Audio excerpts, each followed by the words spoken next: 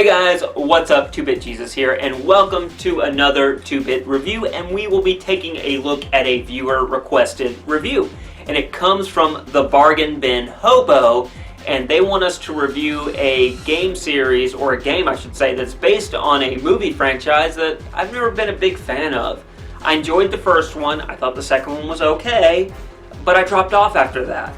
And I think it comes down to, I don't like Mike Myers. Don't like him at all. Don't think he's funny. Thought the other people in those movies were funny and hilarious.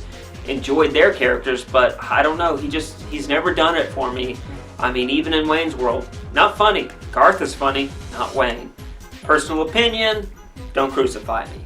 Well, with that being said, I'll announce the game we are taking a look at today, and that is Shrek Extra Large on the Nintendo GameCube.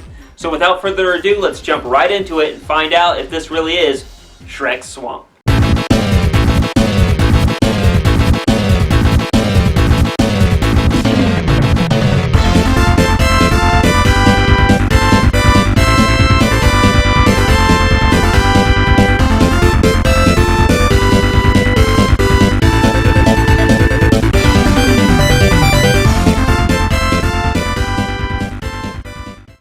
Shrek Extra Large is a 3D platformer developed by D.I.C.E. Yes, the makers of the Battlefield series. Yeah, that D.I.C.E. It was published by TDK Media Interactive and was released for the Nintendo GameCube in the fall of 2002. Shrek Extra Large is a port of Shrek, which was on the original Xbox, and that was released a year prior for the launch lineup of that system. A PS2 port was in the works but never materialized due to TDK being acquired by Take-Two Interactive and thus D.I.C.E. losing the rights to make Shrek games. Shrek Extra Large isn't just a straight port of the Xbox version, it has been altered with supposedly better gameplay and reworked levels and narrative. Shrek Extra Large is a sequel of sorts to the first movie. You could think of it as being Shrek 1.5. It takes place in between Shrek and Shrek 2. Despite appearing on the cover, Donkey is nowhere to be seen in this game. He just isn't. There's a lot of characters that appear on the box art, Donkey, and then I believe the main bad guy, Lord Farquaad, I'm butchering his name, but the main villain from the first Shrek movie, he's actually in, I believe, the menus or the load screens of the game. He's also not actually in the game. So they're using a lot of imagery from the first Shrek movie, though has nothing to do with the first Shrek movie. So with these tidbits out of the way, let's make an ogre proud by farting and burping our way into this review.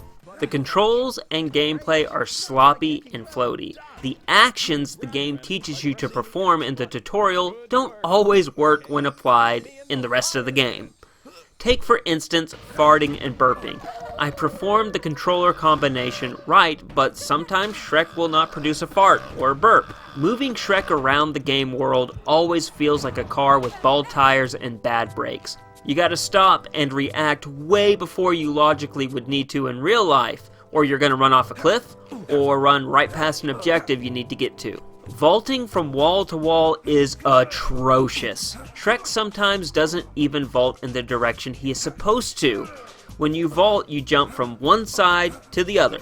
Well, sometimes Shrek would vault sideways, even though the wall was flat and facing another wall. This feature of gameplay is completely broken, and I hated having to use it, especially in the later levels, as the game made you perform it a lot towards the end game. These controls remind me of early PS1 and N64 era games, where they were pioneering 3D platformers. But in the GameCube era, these controls are crude, barbaric, and there is no excuse not to do better. The level design keeps it simple and short. They must have realized the gameplay sucked and decided each level would not overstay its welcome.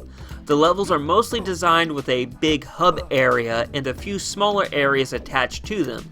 But trust me, that is very much welcomed, as the gameplay is only enjoyable in about 10 to 15 minute spurts, which is how long every level takes to complete. You are given objectives to complete in a level before you can move on. These, for example, could be collecting X amount of things, defeating Y amount of enemies, or farting on a cow. You know, the basics. Sometimes they will time you while trying to complete these objectives.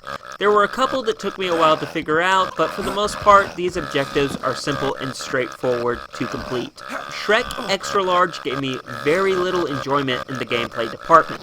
There are some enjoyable and funny parts to it, but all in all, the gameplay is just as stinky as one of Shrek's farts. 1 bit.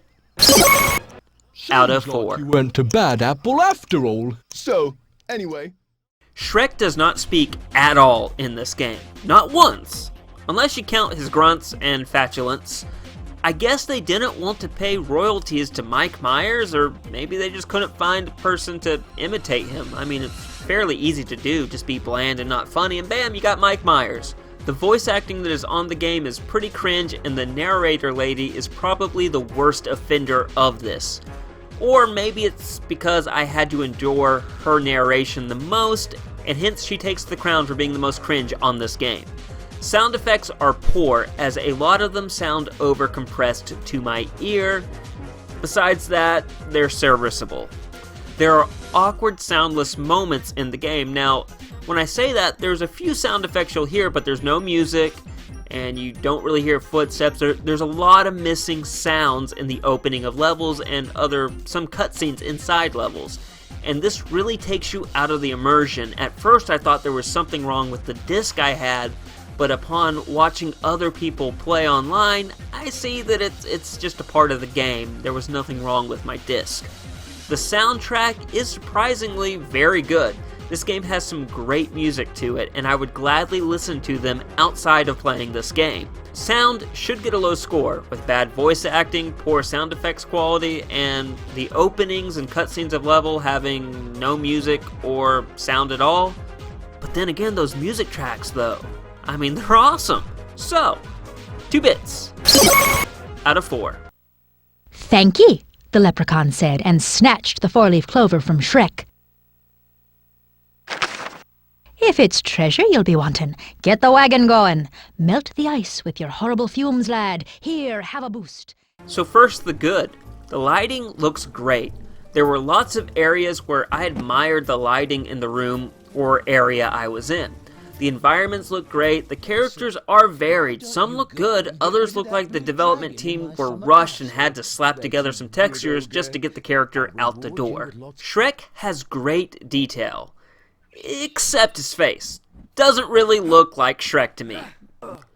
Maybe Mike Myers owns Shrek's likeness too, which would add to the combination of things why Shrek is my least favorite character in the Shrek franchise. Some levels were far too dark, like Merlin's Tower. I could barely see anything. I am using my video editor to up the brightness in these clips. Now, it isn't like this in most of the game, but there are spots where the screen is far too dark to make anything out. The story fits into the Shrek universe well, even though I don't think this game is canon, given that Merlin, an antagonist in the game, appeared very differently in the movies. So the story takes place right after the first Shrek movie. Princess Fiona is ogre-napped by the Frost Queen and Merlin. Merlin comes to Shrek offering to help him as Merlin is being controlled by the Queen. If Shrek could defeat the Queen and get Merlin's source of power back, he would be free and would give Fiona back to Shrek. Sounds like a good deal if you ask me. After lots of adventuring and doing good deeds around far, far away, Shrek defeats the Ice Queen, who reveals Merlin is a bigger heel than herself and helps Shrek by giving him info on how to defeat Merlin and sending the source of Merlin's power to a dragon to buy Shrek time. After some more good deeds helping a prince, Blue Dragon, and some fart jokes later, big surprise, Merlin makes his inevitable heel turn, claiming he needs Fiona as a prisoner and Shrek should be happy that he let him live. Well, what happens next? If you're a decent enough player, Shrek defeats Merlin, frees Fiona, and they live happily ever after until Shrek 2. The story is decent and the overall graphical presentation is fair, even though there are some lighting issues, and let's just face it, Shrek doesn't look like Shrek in the face. It's weird and off-putting. And then also the characters that look slapped together last minute, they also kind of throw it off. That hurts this game. So, presentation gets 1.5 bits out of 4. As Shrek defeated Merlin, the tower shook in its very foundations and crumbled into dust. But Shrek and Princess Fiona stayed in their swamp, happily ever after, with their pet. Wow, it's hard to believe that this was D.I.C.E's second bite at the apple here. I mean, they knew all the problems of the original Xbox version, and which I haven't played that one, so maybe they fixed all the issues, but it still comes out as a bland, unimaginative title. Like, I could pick it up and play it for about 10 or 15 minutes, drop the game, and never play it again, and never have missed anything gameplay-wise. That being said, it had some high points. The soundtrack is awesome, so I'll give it that. But again, there's so much better 3D platformers from that era that Shrek is really just... It should have been a better game. It really belongs in the PS1 64 era, I felt, gameplay-wise. That's just my opinion. So, with all that trash talking out of the way, my final verdict is going to be... I would have to say a recommended try for the casual and hardcore collector of the Nintendo GameCube, because I do think some people would enjoy this type of game. But I'm not going to recommend buying it, no siree at all. But if you were interested in buying it, if you want to torture yourself, you can find it online between $7 and $8, or I would actually say $7 and $9, sorry about that, depending on condition. And with that said, that ends this bonus review.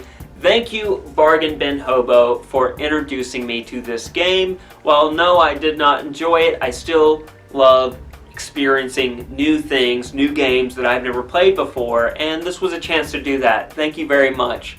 So that wraps up our review for today, folks. Let us know your opinions in the comment section below, and if you have a game you would like for us to review, put that in the comment section below as well. We would much appreciate it. Also, don't forget to hit the thumbs up, hit the subscribe button, and ding the bell. That way you don't miss a thing. And with that said, I hope you guys, who I guess are in the States, have a wonderful and happy Thanksgiving, and just the whole world. I hope you have a great November, fall, whatever it is you guys celebrate. I hope it's awesome.